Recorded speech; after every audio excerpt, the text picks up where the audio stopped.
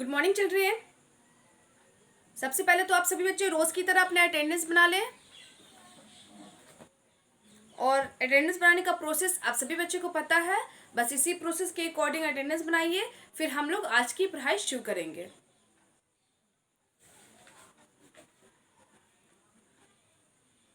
सभी बच्चों का अटेंडेंस बन गया होगा तो सभी बच्चे नोटबुक ओपन कर लेंगे। ईवीएस की नोटबुक किस लिए कि आप जान ही रहे हैं, हम लोग पेज नंबर 47 का जो पहला एक्टिविटी है रिवीजन टाइम में क्वेश्चन नंबर ए है आस्क एन आंसर, तो वो क्वेश्चन आंसर हम लोग कर रहे हैं। तो उसमें काफ़ी क्वेश्चन है जो कि हमने 14 तक कर लिया है, अब हम 15 से करेंगे। तो सभी बच्चे नोटबुक ओपन कर लेंगे। लेकिन पढ़ाई शुरू करने से पहले जो बातें मैं रोज़ आप लोगों को बोलती हूँ उन बातों को फिर से रिपीट कर दूँ कि जो बच्चे ऑनलाइन क्लास में प्रेजेंट नहीं रहते हैं वो बच्चे प्रेजेंट रहा करें, और जो बच्चे प्रेजेंट रहते हैं वो दूसरे बच्चे यानी कि अपने क्लासमेट्स अपने फ्रेंड्स को प्रेजेंट रहने के लिए बोला करें। ओके। और जिन बच्चों के पास अपनी किताबें नहीं हैं वो बच्चे अपनी किताबें खरीदवा लें, क्योंकि आप बेहतर समझते हैं और मैं बार बार आप लोगों को बोलती हूँ कि किताबें नहीं हैं और आप भी ये जान रहे हैं कि बिना किताब के आपके जो पढ़ाई है वो उस पर असर पड़ रहा है, मुश्किल हो रही है। तो आप इन बातों को ध्यान दें और इसे पूरा करने की कोशिश करें। और ऑनलाइन क्लास में प्रेजेंट रहने का ये मतलब है कि आपको सिर्फ अटेंडेंस बनाना है और चले जाना है, ये नहीं, बल्कि आपकी वीडियो क्लास की वीडियो जितनी देर की होती है उसका टाइमिंग जो भी है पूरा देर तक आपको वीडियो देखना है। ओके। तो जितना देर क्लास चल रही है आपको प्रेजेंट रहना ही रहना है। ओके। एंड तक जब क्लास ख़त्म हो जाए तभी आपको मोबाइल छोड़ना है, मम्मी को दे देना है या पापा को दे देना है, लेकिन क्लास की जितना देर की होती है ड्यूरेशन उतना पूरा देर आपको वीडियो देखना है। ओके।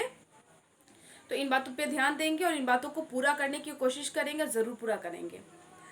तो चलिए मैं दिखाना शुरू करती हूँ। तो सभी बच्चे नोटबुक ओपन कर लें और नोटबुक ओपन करने के बाद आपको ये देखना है कि आप मतलब जो क्वेश्चन नंबर लिखे हैं ना, क्वेश्चन नंबर 14 पेज में, तो उस पेज में अगर 3 से ज़्यादा लाइन है तो आप बच्चों को उस पेज का इस्तेमाल करना है, और जिनके नोटबुक में लिखे हुए पेज में 3 या उससे कम लाइन है वो बच्चे न्यू पेज का इस्तेमाल करेंगे।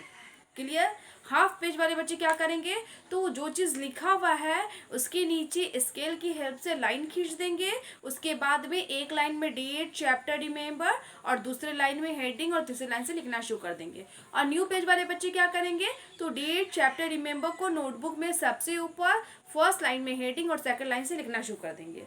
क्लियर। तो पहले मैं जो क्वेश्चन है उसे रिवाइज कर दूं कि वो क्वेश्चन क्या है। ओके।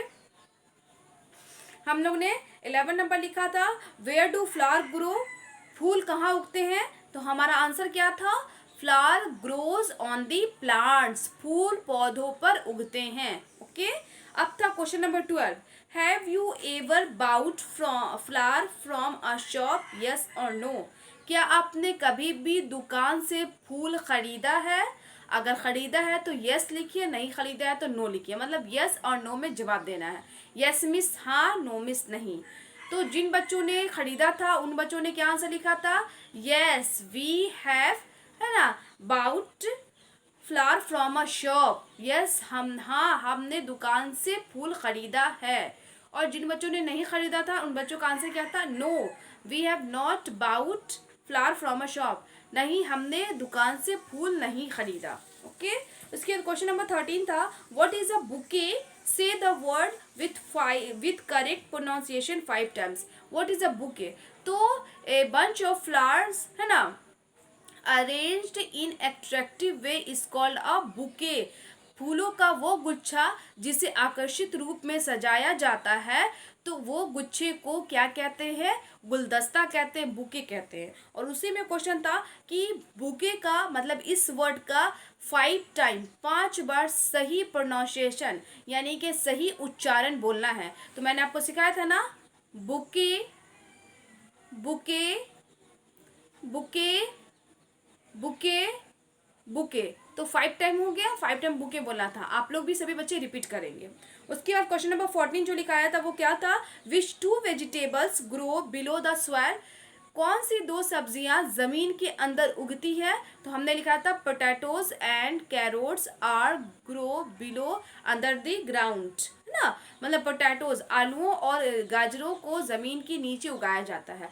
अब आज हम करेंगे क्वेश्चन नंबर 15 से स्टार्ट। ओके, तो मैंने क्वेश्चन नंबर 11, 12, 13, 14 रिपीट कर दिया कि प्रीवियस क्लास में हमने क्या लिखाया था। तो हमारा 1 से लेकर 14 तक कंप्लीट। अब हम 15 से करेंगे, देखते हैं कितना कर सकते हैं, क्योंकि मैं इतना ही देती हूँ जितना आप आसानी याद कर सकें। ओके, ज़्यादा देने का कोई मतलब नहीं बनता, फिर आप याद नहीं कर पाओगे। ये नहीं कि 10 लिखा दूं और आप याद ही ना कर पा, नहीं तो भाई मुश्किल है ना।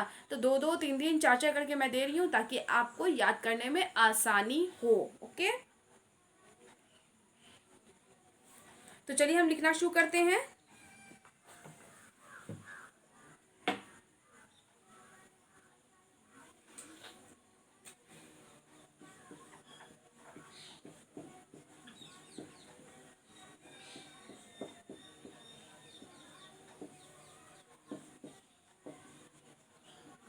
आप लोग चैप्टर की जगह पेज नंबर लिखिएगा। Okay,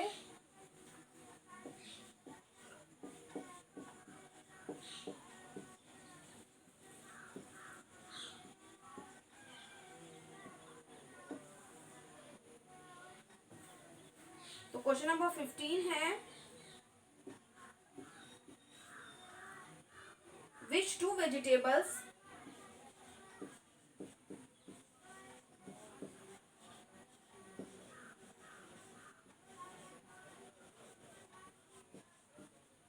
which two vegetable grow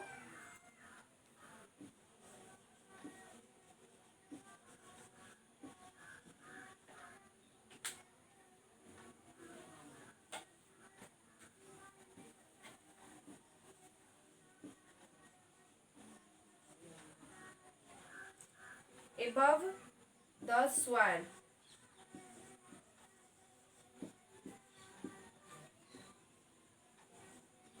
question क्या कह रहा था, which two vegetables grow above the soil, कौन सी दो सब्जियां जमीन के ऊपर, अबव मीन्स ऊपर होता है और सोयल मीन्स मिट्टी या जमीन, तो मिट्टी के ऊपर उगती है, जमीन के ऊपर उगती है। तो कौन सी दो सब्जियां, तो हमने कल लिखा था कि कौन सी दो सब्जियां मिट्टी के अंदर उगती है, तो हमने पोटैटोज या कैरोट लिख दिया। अब बोला है कौन सी दो सब्जियां मिट्टी के ऊपर उगती है, तो ऊपर तो बहुत सारी सब्जियां उगती है। चलिए हम नाम लिखते हैं।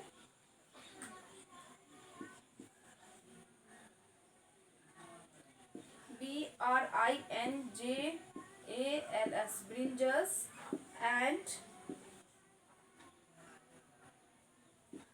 GOURDS, gourds, grow above the soil.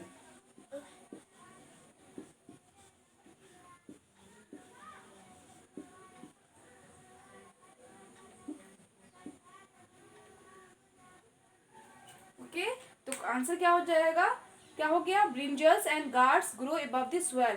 Brinjals यानी कि बैगन और गार्ड यानी कि लौकी, कद्दू जिसको बोलते हैं, तो बैगन और कद्दू को जमीन के ऊपर उगाया जाता है। ओके, ये क्वेश्चन नंबर 15 हो गया।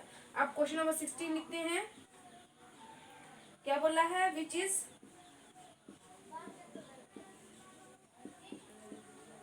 इज योर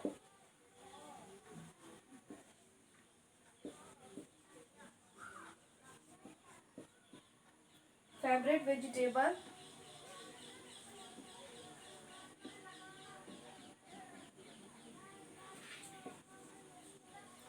आंसर क्या बोल, क्वेश्चन क्या बोला है, which is your favourite vegetable, favourite means पसंदीदा, आपका कौन सा सब्जी पसंदीदा है, मतलब कौन सा सब्जी आपको पसंद है। तो देखिए जैसे आपने फ्रूट में कि मेरा फेवरेट फ्रूट कौन सा है आपने लिखा, तो उसी तरीके से आपको जो सब्जी पसंद है उसका नाम लिखिएगा। तो सेंटेंस में आधा दे देती हूँ, सब्जी का नाम आप खुद ही फिल कीजिएगा।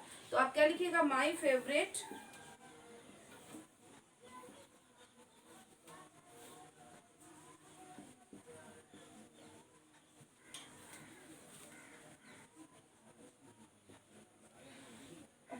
मैंने यहाँ पे डैश इसलिए दिया, खाली जगह इसलिए दिया कि यहाँ पे आपको नाम लिखना है सब्जी का जो आपका फेवरेट है, पसंदीदा है। ये आप लाइन नहीं खींचेगा, आप बस उस वर्ड का मतलब उस वेजिटेबल का नेम लिख दीजिएगा। तो क्वेश्चन 16 आपको खुद ही करना है अपने अपने पसंदीदा सब्जी का, लेकिन मैंने आधा सेंटेंस लिख दिया, आधा से ज़्यादा। माई फेवरेट वेजिटेबल इज़, मेरा पसंदीदा सब्जी है, जो सब्जी पसंदीदा है वो सब्जी का नाम लिख दीजिएगा। तो हमारा क्वेश्चन नंबर 15 और 16 कंप्लीट। अब बोर्ड पे स्पेस नहीं है तो मैं इसे वाइप करूँगी, फिर नेक्स्ट क्वेश्चन वो कराऊंगी। तो इसे वाइप करने से पहले एक बार फिर से समझा दूँ। क्वेश्चन नंबर 15 है, which two vegetables grow above the soil, कौन सी दो सब्जियां जमीन के ऊपर उगती हैं? तो ब्रिंजल्स एंड गार्ड्स ग्रो, है ना, अबव द सॉइल। ब्रिंजल्स और गार्ड्स यानी कि बैगन और कद्दू जमीन के ऊपर, मिट्टी के ऊपर उगती है। अब है 16, which is your favourite vegetable, आपका पसंदीदा सब्जी कौन सा है? तो हमारा आंसर हो जाएगा माई फेवरेट वेजिटेबल इज़, आपको जो सब्जी पसंद है आप वो लिख सकते हैं। ओके, जैसे मेरा सब्जी है तो मैं अगर लिखती तो my favourite vegetable is beans, मुझे बीन्स बहुत पसंद है। आपको जो भी पसंद है, पीस पसंद है, पोटैटो पसंद है, कॉलीफ्लावर पसंद है, ओके, कैबेज पसंद है, ब्रिंजल पसंद है, आपको जो सब्जी, लेडी फिंगर पसंद है, जो भी पसंद है आप उस सब्जी का नाम यहाँ लिख देंगे।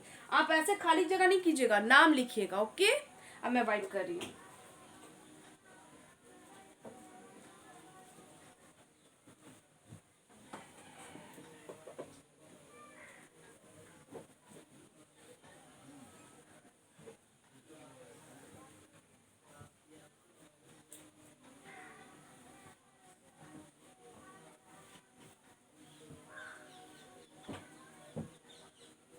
अब है क्वेश्चन नंबर 17, वो क्या है? Which part of the plant, which part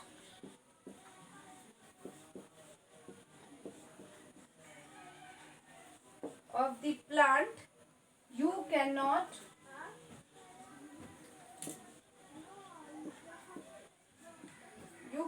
see, बोल रहा है which part of the plant you can not see, plant का यानी कि पौधे का कौन सा भाग आप नहीं देख पाते हैं। ओके, तो हम नहीं देख सकते हैं या देख पाते हैं, तो पौधे का कौन सा भाग नहीं देख पाते? यस, जो भाग जमीन के यानी कि मिट्टी के अंदर होता है। तो चलिए हम आंसर लिखते हैं, we can not see the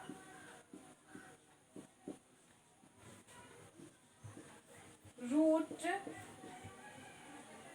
part of the plant,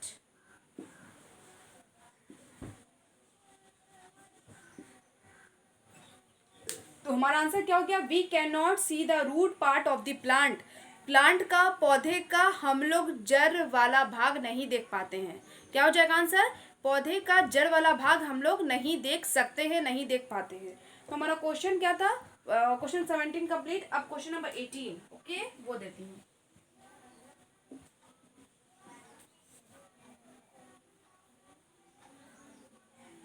question number 18 क्या है? Which part of the plant, which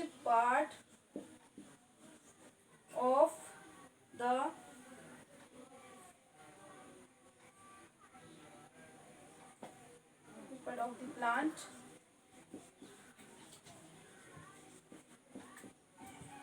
is,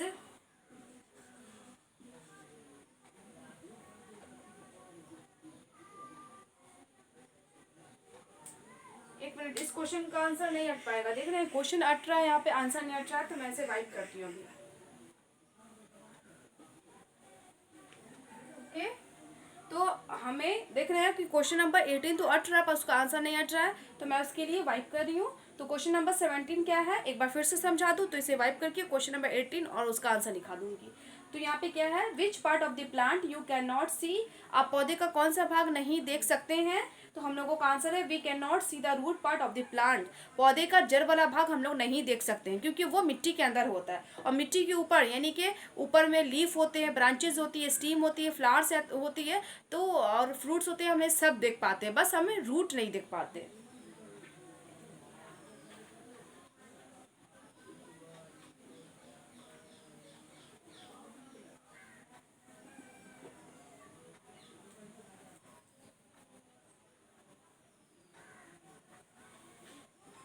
question number 18 है, which part of the plant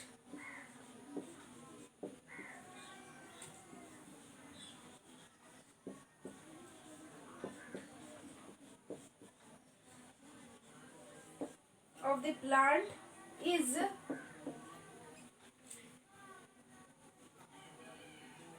green in color.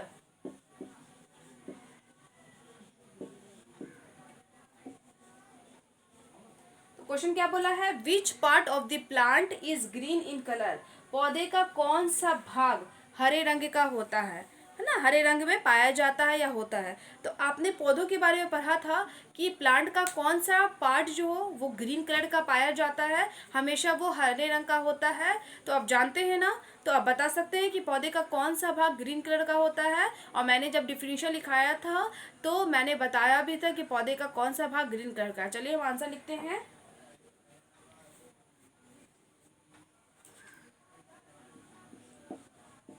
The leaf part of the plant is green in color। हमारा answer क्या हो गया, the leaf part of the plant is green in colour. पौधे का leaf वाला यानी कि पत्ते वाला जो भाग है वो ग्रीन कलर का होता है, यानी कि हरे रंग का होता है। ओके, तो हमारा आंसर क्या हो जाएगा, the leaf part of the plant is green in colour. Okay, पौधे का पत्ता वाला भाग हरे रंग का होता है। ओके, तो हमारा जो क्वेश्चन है ask and answer question number A, page number 47 का, तो उसमें हमने क्या लिखा है, 15, 16, 17, 18 चार क्वेश्चन मैं रहने देती हूँ। अब बचा 19, 20 और 21, तीन बचा जो मैं नेक्स्ट क्लास में करा दूंगी। तो आपको 16, 17, 18 सॉरी 15, 16, 17, 18 ये चारों क्वेश्चन को याद करना है। तो आपका होमवर्क क्या हो जाएगा, remember question number 15, 16, 17, 18 of page number 47। Page number 47 का 15, 16, 17, 18 क्वेश्चन नंबर याद करना है, यानी कि चार क्वेश्चन 15, 16, 17, 18 ये चार ही क्वेश्चन याद करना। ओके, और जिन बच्चों को मतलब प्रीवियस क्लास वाला क्वेश्चन नहीं याद है, दैट मीन्स कि 1 से लेके 14 तक नहीं याद है, वो बच्चे उसको अगेन रिमेंबर कर लेंगे। और जो बच्चे को याद है वो क्वेश्चन नंबर 15 से 18 तक याद करेंगे। और हाँ, अगर आपको समय मिल रहा है तो आप 1 से लेके 18 तक का पूरा रिवाइज कर लेना। ओके, साथ में याद कर लेना। अब मैं अपने क्लास को ये पे स्टॉप कर रही हूँ, और जब क्लास स्टॉप होता है उस समय मैं एक गुड हैबिट टिप देती हूँ, जो आजकल मतलब ऐसा गुड हैबिट टिप दे रही हूँ कि वो सेफ्टी रूल में भी आते हैं, सुरक्षा के नियम में भी आते हैं। वो ये है कि डोंट गेट एनी गिफ्ट और स्वीट्स फ्रॉम द स्ट्रेंजर्स। ये बातें मैं आपको पहले भी बता चुकी हूँ, मैं बार बार रिपीट इसलिए क्यों इस बात को कि ये मोस्ट इंपॉर्टेंट है, और आप बच्चों को खास करके ये बात को फॉलो करना है। क्या मैं बोली, डोंट गेट एनी गिफ्ट और sweets from the strangers. Strangers means अजनबी, अपरिचित। तो जो इंसान को आप नहीं जानते हैं, जिसको नहीं पहचानते हैं, उस इंसान से आपको ना ही कोई उपहार लेना है, ना ही कोई मिठाई लेना है। ओके, आप बच्चे हमेशा याद रखेंगे कि कोई भी अपरिचित इंसान मतलब जिसे आप नहीं जानते और वो आपको कुछ देने की कोशिश कर रहा है, तो आप उसे सख्ती से मना कर देना। सख्ती मतलब एकदम झड़क के, नहीं मुझे नहीं चाहिए, मुझे मम्मी मना की है, मुझे पापा मना किए हैं, आप जाओ यहाँ से, एकदम डांट देना और सीधे से फौरन से अपने घर आ जाना। ओके, हो सकता है वो इंसान अच्छा भी हो, लेकिन हो सकता है वो इंसान बुरा भी हो, दोनों बातें हो सकती है ना। अगर बुरा होगा तो आपको नुकसान पहुंचाएगा, अच्छा होगा आपके साथ अच्छा करेगा। तो हमें कोई भी हो, हम अच्छा हो या बुरा हो, हमें इतनी पहचान नहीं होती, इतनी परख नहीं होती है। आपको सिंपल सा याद रखना है, जिस इंसान को आप नहीं जानते हो उससे आप कुछ भी मत लेना। ओके, तो आपको कौन सी गुड हैबिट फॉलो करनी है, डोंट गेट एनी गिफ्ट्स और sweets from the strangers. Okay, और मैंने जो आंसर क्वेश्चन से लिखा है उसे याद कर लीजिएगा। आज के लिए इतना ही, थैंक यू ऑल।